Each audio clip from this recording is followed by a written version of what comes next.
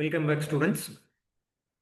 So, previous lecture we discussed about the sand casting process. Particularly, we discussed up to pattern. What is pattern? So, here once a pattern is placed, our next job is to figure out a way to make the molten metal reach the box here, because it's entirely surrounded by sand.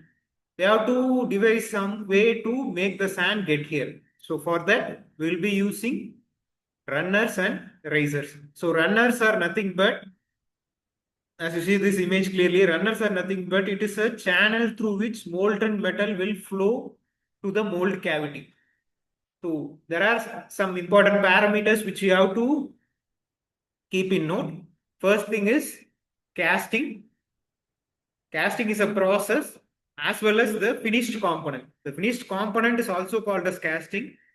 The process through which the component is made is also called as casting. That's the first term.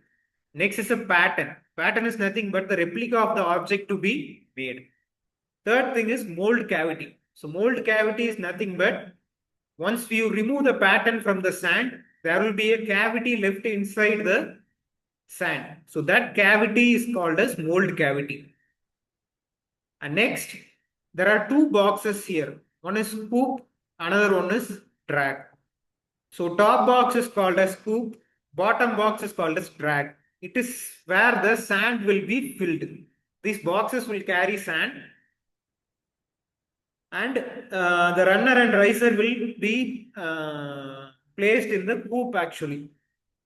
So the cavity for runner and riser will be placed in the coop. So what is runner? It is where the molten metal will be poured. If you see here, it is where the molten metal will be poured. So then what's the purpose of riser?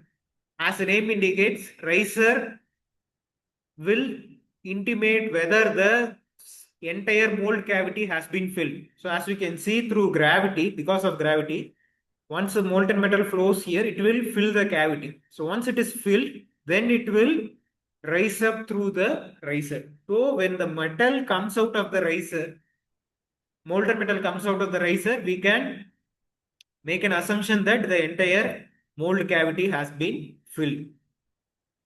So another purpose this runner and riser will be serving is to provide a reservoir for the solidification. So once solidifies, as you know, when liquid solidifies to solid, it will shrink. So if you place a bottle of juice inside the fridge, what happens is that when it becomes ice, the volume will shrink. Same thing happens to metal also. It will shrink. So when it shrinks, what happens is that the excess metal surrounding it will fill the void. Hence, it acts as a reservoir. Of course, when the solidification happens, the projections of runner and riser will be attached to the molten metal, which will then be removed. The process is called as fettling. You will see it in the subsequent slides. So once everything is done, the final part will be obtained. This is a just overview of sand casting process. So now we'll move on to the types of pattern. So we discussed it's a replica of the object to be made. What are different types of pattern available? What are the materials used for pattern making? So pattern can be classified into different types. As you can see, it can be classified into solid pattern, split pattern, match plate pattern, etc. depending upon the application and the complexity of the object which we are making. If it's a simple square block, you can make it as a solid pattern itself. But if you are going for complex and intricate shapes, you have to devise a way to make those patterns usable. So then material. The pattern material is typically made from wood, metal or plastic. Predominantly wood and plastic is preferred. Wax is also sometimes preferred. Then shrinkage elements, we will get back to it. So now just take a look of the different types of pattern which we can be used. So as I said, if it's a simple T shape or a simple cuboid, you can make it in a single piece pattern itself. It can be fit inside the coop or drag. Either one box can be sufficient for making this type of single piece patterns. But imagine a cylinder or a sphere.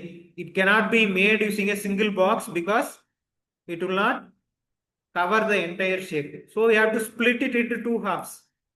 One half will be placed inside the coupe, another box inside the drag. So if the complexity increases even more, then you will go for multi-piece pattern where different pattern pieces will be there and it will be joined together as a single object. So then as the complexity increases, you can go for loose piece, coupe, drag, etc. So we can discuss the types of pattern if needed in a single lecture, separate lecture. So this is the overview of pattern. So if we understood this lecture, thank you students. We will meet in the next lecture.